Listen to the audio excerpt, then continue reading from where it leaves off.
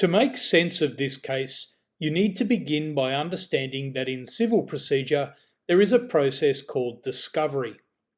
During discovery, each side is required to provide to the other side a list of all the documents they hold which are relevant to the proceedings, and copies of those documents if requested. However, if documents are privileged, for instance if they are subject to client confidentiality, then they don't need to be disclosed.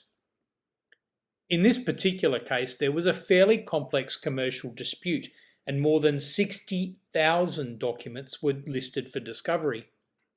Of those 60,000, 13 documents were inadvertently disclosed by one side, despite the fact that they were actually privileged.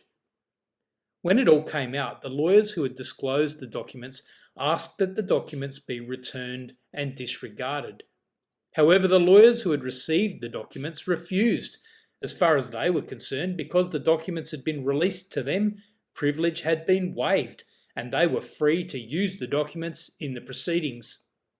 The approach taken by the recipients of the documents feels unfair and unreasonable, but it goes beyond that.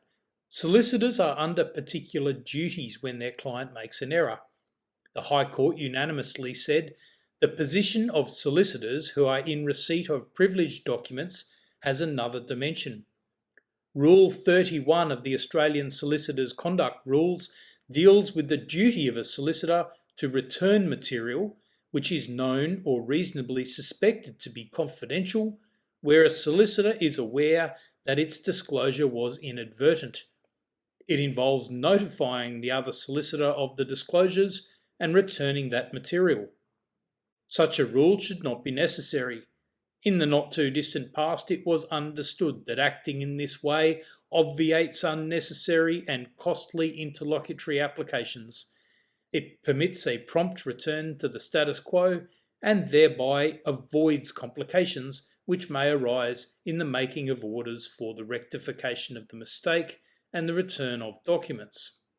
This approach is an example of professional ethical obligations of legal practitioners supporting the objectives of the proper administration of justice. The rules are clear. It's tempting, but you just can't take advantage of an inadvertent disclosure by your opponent. You need to delete it, ignore it, and tell them that you have done so.